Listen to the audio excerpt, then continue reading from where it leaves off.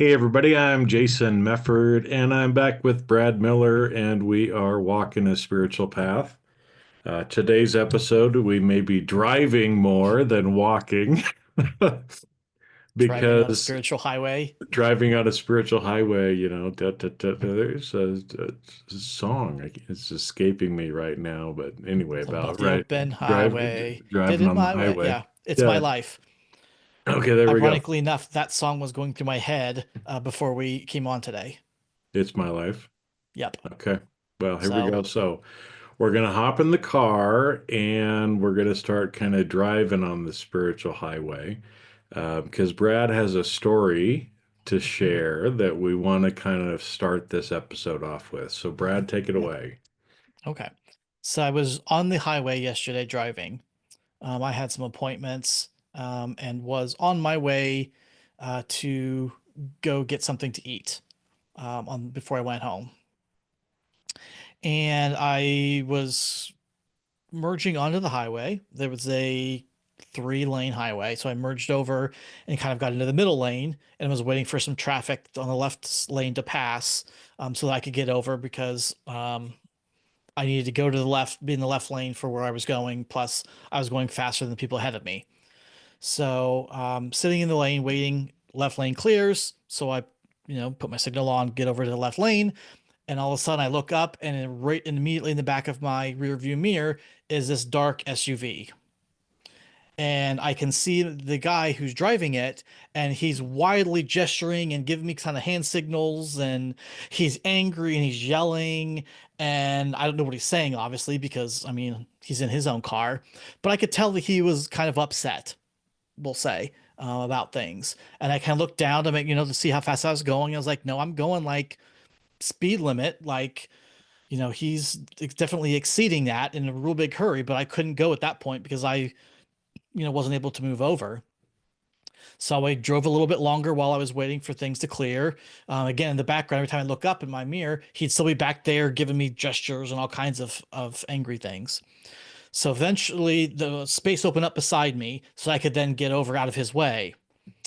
And out as he pulled up beside me, he didn't just kind of like zoom on, but he pulled up beside my car, and all of a sudden I heard a big thwap,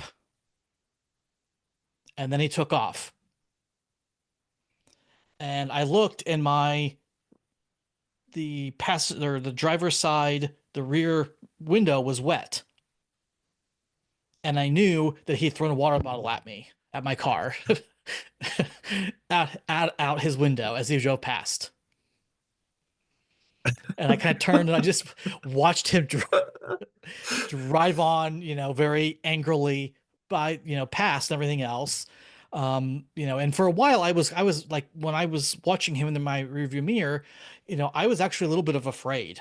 I know we talked about, fear as an emotion or like that, but this was more of a like a physical danger sort of a fear. Like, this guy was obviously very angry and upset. He was riding on my bumper. I had no idea what he's going to do. Like, it wouldn't surprise me if he would have actually come and bumped my car because of how angry he looked like he was.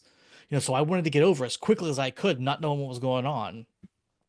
And so when I heard that thwack on the side of my car, I had no, I wasn't sure what was going on. Like I was, you know, and again, thankfully, it was merely a plastic water bottle that he threw out his window. Because it could have been a lot worse. Could have been a glass bottle. It could have been a rock, or who knows what it could have been that he threw it. So I watched him go off, and I was, kind of like, okay, whew, calm down on everything. He's, so everything's okay. Nothing. I'm still okay. If I'm fine. So watch him go off, and he gets stuck behind some cars and ahead of me, and I kind of laugh a little bit. Like, there you go. You're in such a big hurry, and now, you're stuck behind other slow cars. But, you know, so then I keep going. And I finally get to the place where I was going to go eat, the restaurant. And so I get out of the car and I look and I check the check my car to make sure there's no damage or anything else. The window wasn't, nothing happened to the window. Nothing happened to the door. There's no dents or anything I could see. So everything looked just fine, on the car. But the whole purpose of this story, that was fun. But the whole purpose of this story was as I then turned to walk into the restaurant, the thought that immediately popped in my head was, I'm glad that he was angry at me and not at someone else, and that he threw the bottle at me and not at someone else, because there was no damage, kind of a no harm, no foul situation. He obviously had some anger or something like that that he needed to get rid of. So I'm glad that he directed that at me and not somebody else. Mhm. And I'm thinking to myself, where did that come from? Like, out of the blue, but um, that, as I attribute it to, again, this spiritual highway that we're driving here, the spiritual path, that would even have been something that I would have ever thought of. Well, yeah, and it's interesting because again, I mean, we're here trying to share our experiences because I've got a few road rage stories too that we might get to today. But it's, whatever we're experiencing in the 3D, reality, we're also experiencing energetically and spiritually. And there are opportunities for us to learn lessons. There are opportunities for us to clear karma, to do different things, even just to see how we're going to react. I mean, sometimes spirit does things to us um, to teach us lessons or see how we're going to react. Because you could have reacted two ways, right? You could have gotten into your anger at that point, or you could have stayed, peaceful and Mhm. loving. The choice is up to you. And I think it's funny that he threw a water bottle at you too, because as you were talking, I was thinking, oh, Brad, it's a good thing your window was up, or you would have gotten wet.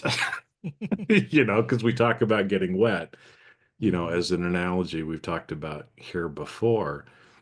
But I think it's like you said, it's really an interesting story. And I think it helps to show too where you didn't get into your anger and you're kind of sitting there like, well, this was kind of weird. And then later, right, you got the answer or you got a learning that came through. Mhm. Hey, I'm glad that he, you know, did his anger towards me because I'm a big boy. I can take it. And he didn't harm my car. He could have thrown it at some elderly person driving and they may have freaked out and caused a major Mhm. accident on the highway, right? So there's a lot of things, to be grateful for about the experience, which I think is an interesting thing too. And so again, those of you that are listening, if you listen to us long enough, you know that it seems like we're just talking about normal stories, but we're actually talking about spirituality. And what's interesting is, within the last couple days, I went back and rewatched Empire Strikes Back Mhm. and Return of the Jedi because I'm a Star Wars guy. I like Star Wars Mhm. more than Star Trek. But it's interesting because you can see how the Jedi Masters teach, and that's how we're taught. A lot of times it's just it feels like they're just telling us stories and we don't really understand, what's going on behind the scenes. And that's okay. Eventually we'll understand or we won't, and it doesn't matter. But, they seem to be just mundane stories, but that's how we're taught, right? And I just reread one of the Carlos Castaneda books, The Power of Silence. Mhm. And in there, Don Juan is explaining, about the cores, but he's really sharing stories from his apprenticeship with his Nawal. And, to a normal person, it may just look like, oh, here's this old man telling stories about his teacher. But he's doing more than just telling stories. He's teaching, he's showing examples of what he's lived through, right, to help his apprentice be able to learn the lessons.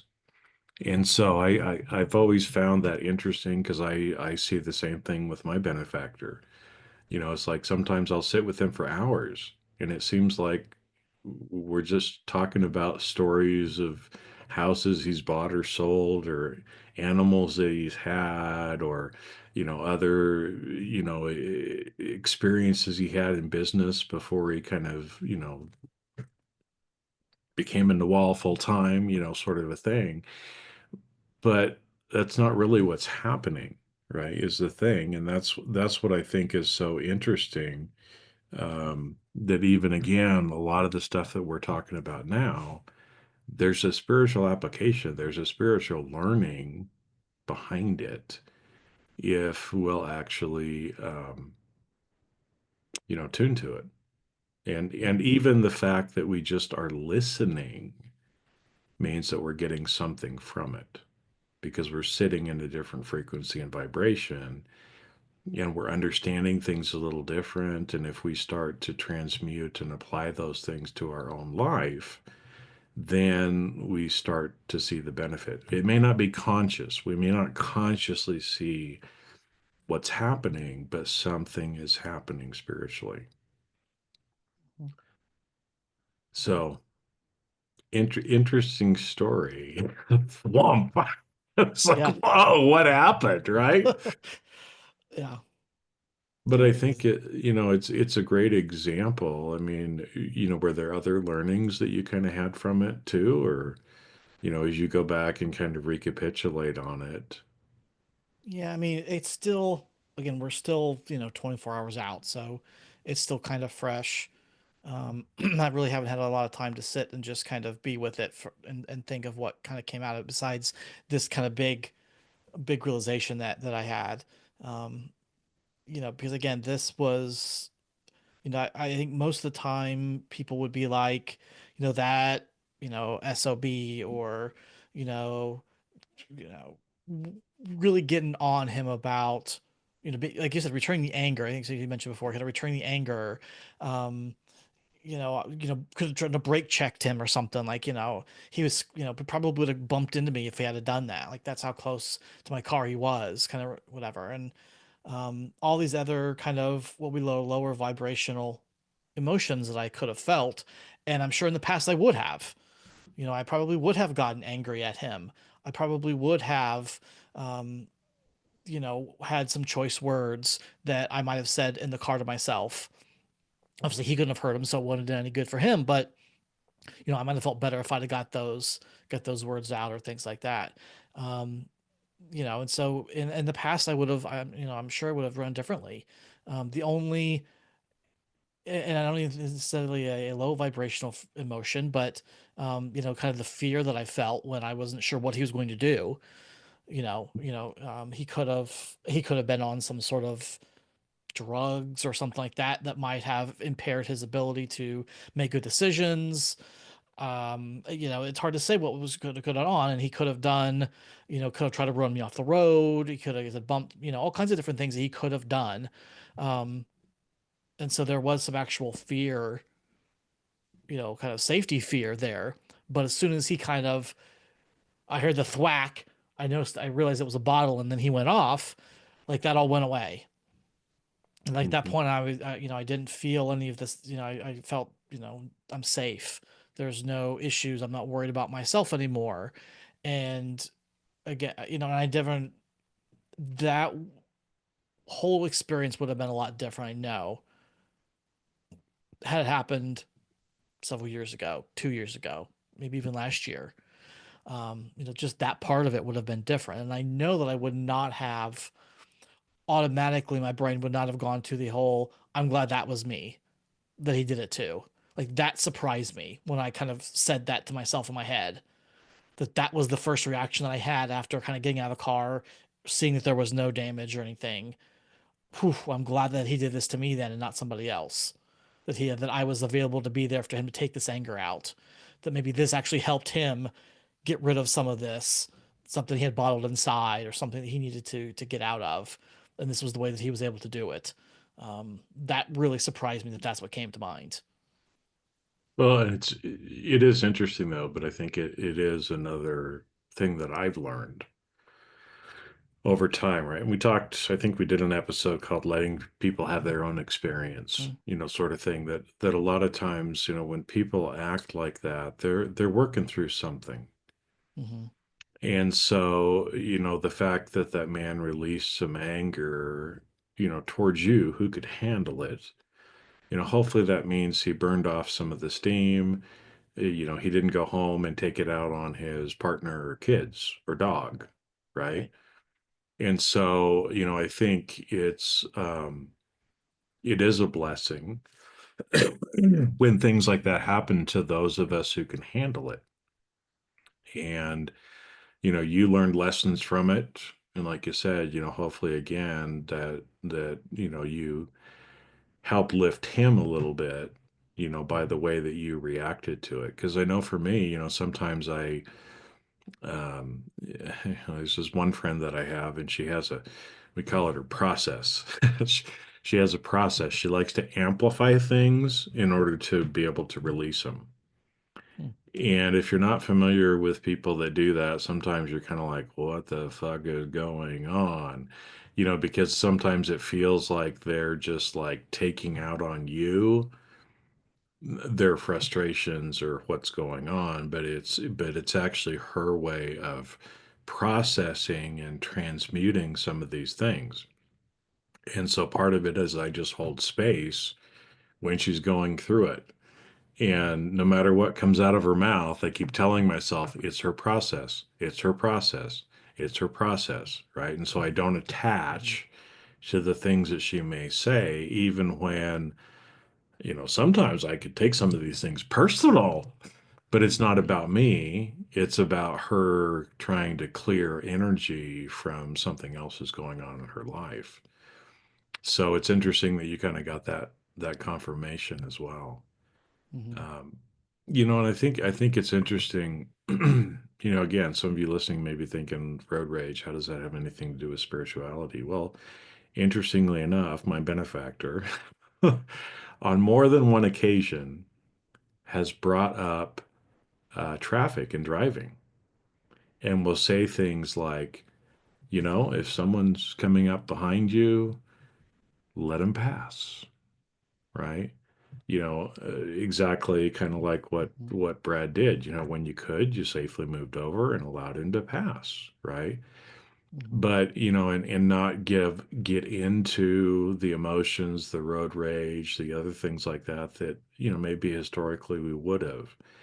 And so when these things happen to me, it's the same thing. I try to say something like, "Oh, they must be in a bigger hurry than I am," right? Mhm. But it's always interesting too to watch because sometimes spirit kind of plays tricks on us. Okay, as if you can't tell, those of you that have been listening for a while, and all the crazy stuff that happens to Jason, right? Sometimes it's just spirit having fun and playing and seeing how I'm going to respond, right? And so I've had plenty of road rage issues, and again, I've dealt with them much differently the last several years than I would have before. Right? There's a part of me that would have loved to reach over in my glove box and grab my gun, you know, but I don't do that, and I don't have a gun in my glove box. I don't have a gun. All right, I'm not Kurt Cobain. Anyway, Nirvana joke for those of you that get it.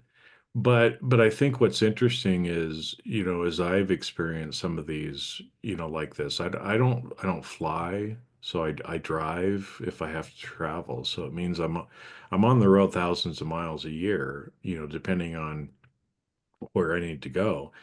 And sometimes it's in an RV, which, means I can't go as fast, Mhm. maybe as other people do sometimes. And sometimes I'll get stuck in a lane. There's a semi on the one side I can't get over, and I can't go very fast, right? Because, again, if we're going up a hill or anything like that. But I've learned to be more patient with other people and more patient with myself, right? And most of the time, I mean, again, you can tell when somebody's in a hurry, and it's like, okay, I see you. I'm doing the best I can, right? Which again is a spiritual lesson. Do the best you can, at any given time. And our best will vary from day to day, Yep. but we just do our best, right? And I don't wish them any ill. I don't, I try to move over and allow them to go by.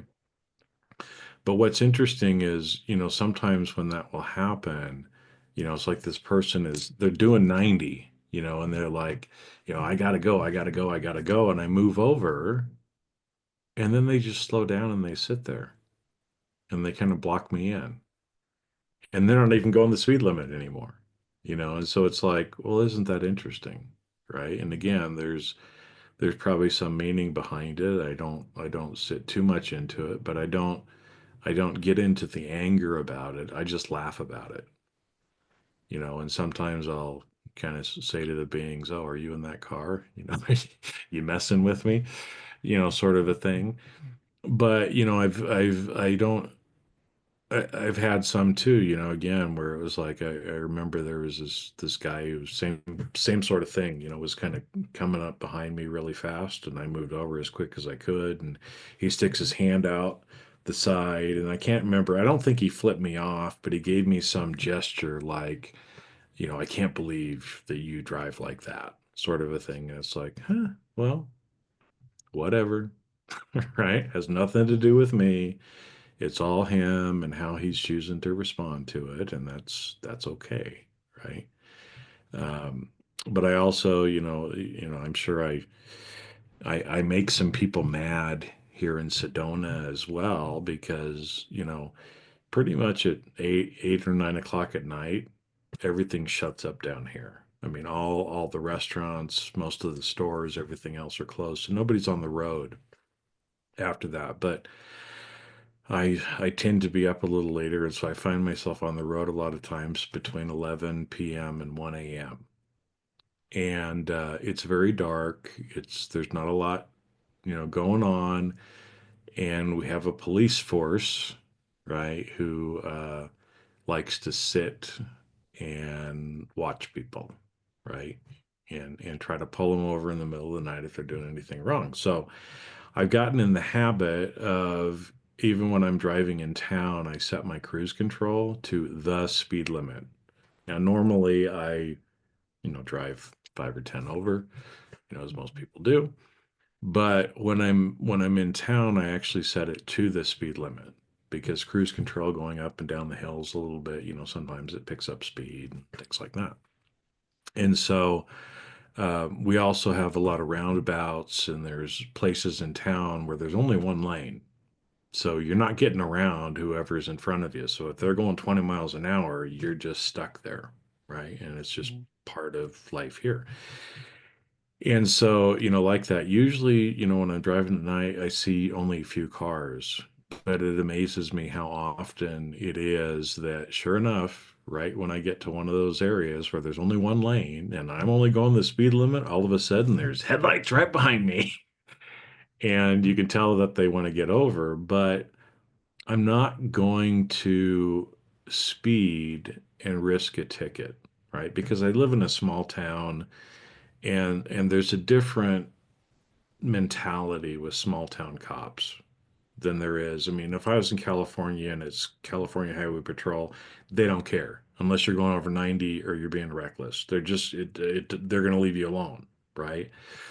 But at night in small towns, for some reason, the police seem to have a Take it different personal, opinion. just A about. different opinion, and anyway, so in fact, I had a police officer follow me for over.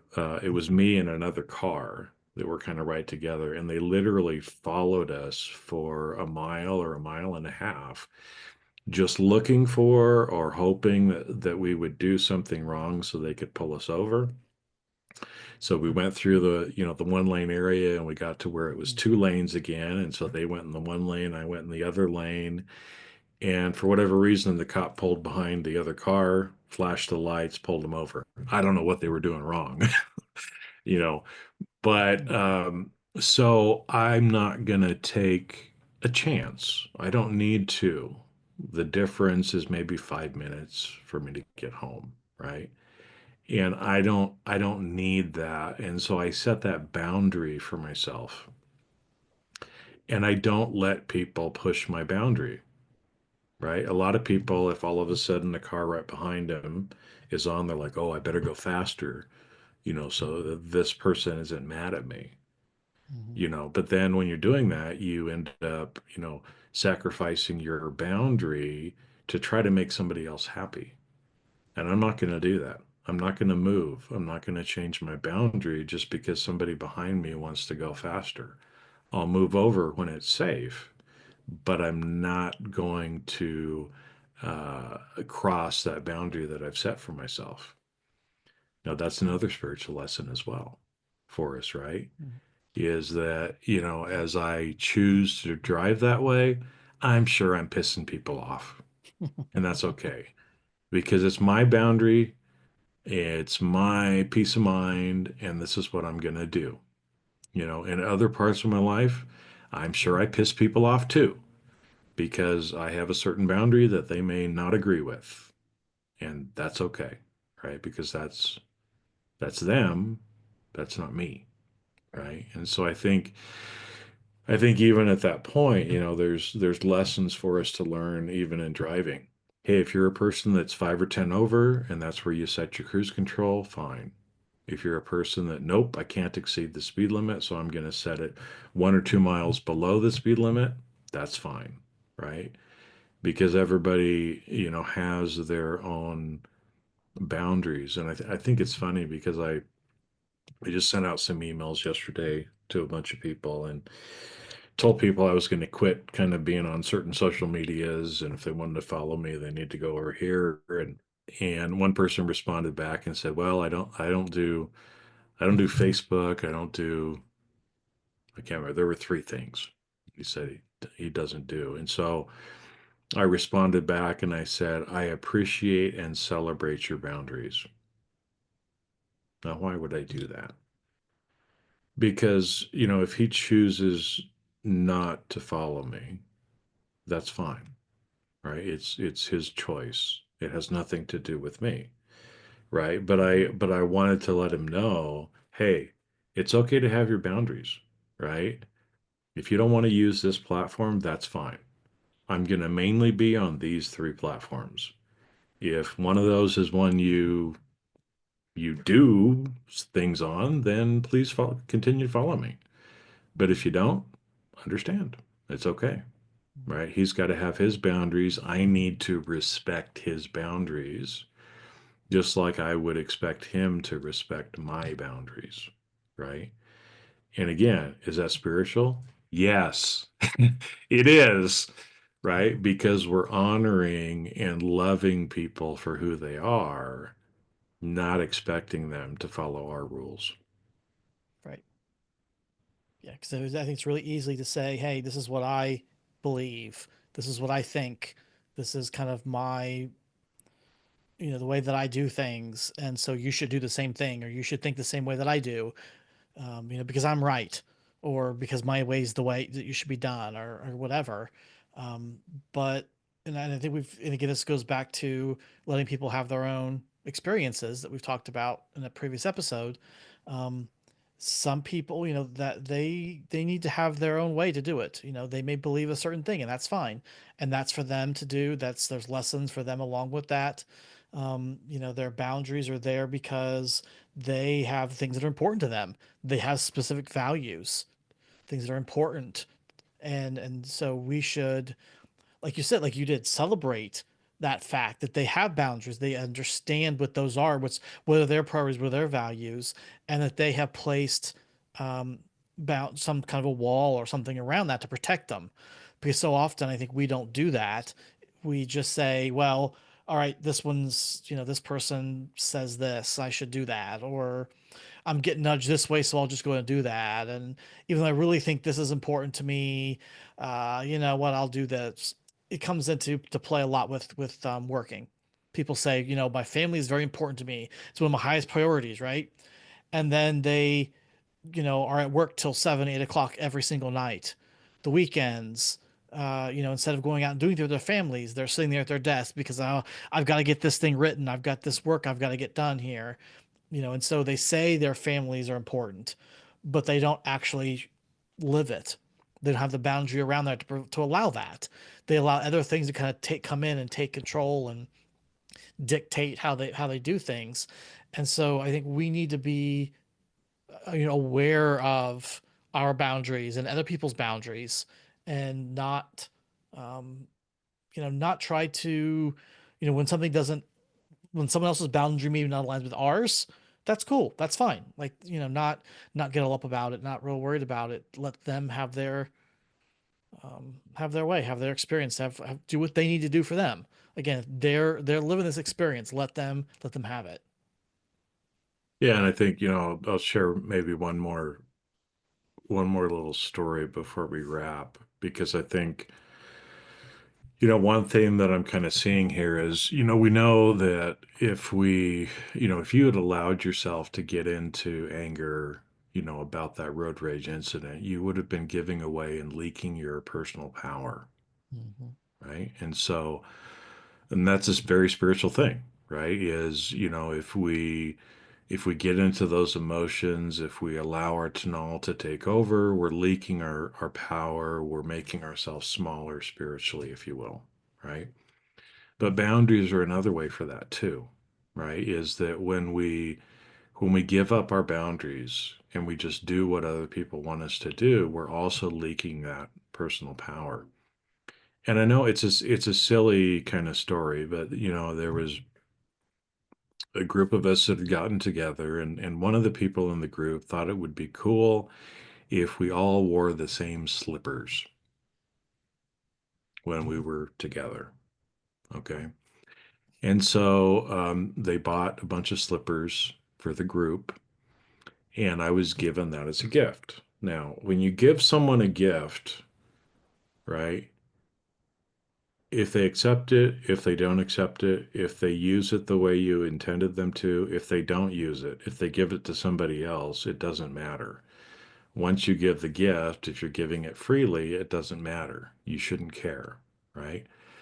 But obviously, this person was a little bent out of shape because I didn't take off my boots and put on the slippers.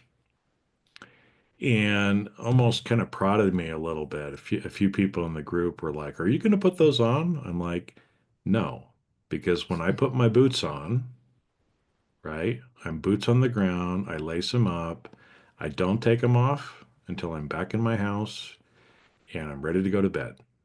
If it's a day when I put my boots on and I lace them up, I don't take them off. Not until the end of the day. That's just what I do." And so, I could have said, "Oh, I'll make an exception here. I'll make an exception because I know it's really important to you that I wear these, slippers." But I would have been giving away my power. And it's important for us to stand in the place where you are, right? Little REM reference here. Because that's how, when we have those boundaries and we keep those boundaries, we maintain and grow our power, right? And so again, it's like, I don't care. They were making fun of me about this because everybody else in the group was doing it. And then a couple of other people come and they were trying to get them to do the same thing. And guess what? They wouldn't do it either. So, it's like,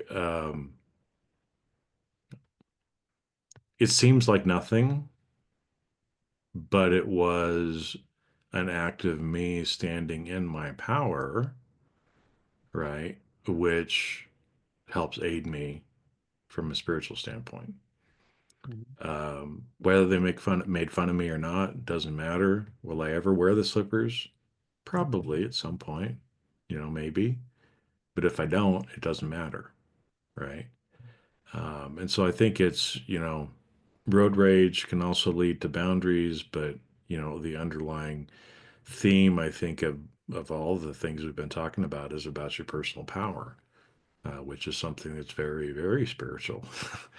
But we tend to give it away much more than we realize in little simple things, and we don't even realize it. Just like I was standing in a parking lot one time, just standing. It was an In-N-Out Burger in California where there wasn't very much parking. So it was a walk up. So I walked up. I gave my order, and then I had to wait, right?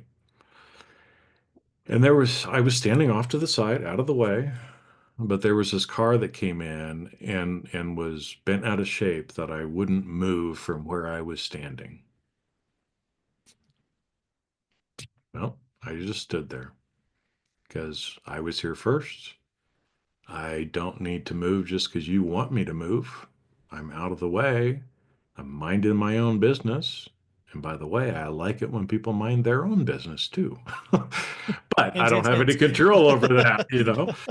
But I think it's, again, a lot of people would say, well, that's just silly, Jason. It doesn't matter if you move. No, it actually does matter if you move more than you realize. And that's why, again, I think, as we're talking about a lot of this, some people are going to think that what we're talking about is trivial and trite and doesn't actually make a difference. Believe me, it makes a difference. Um, that's what I found in my life. So, anyway, I'm going to shut up because we've probably gone long enough today. So, Brad, any final comments before we sign out? No, just if you're listening to this in your car, please do not have road rage. Um, Put down the water bottle. Put down the water bottle. put, put down the water bottle. Do not get too close to the person ahead of you. Maintain a safe, reasonable speed. Um, yeah, I mean, I think we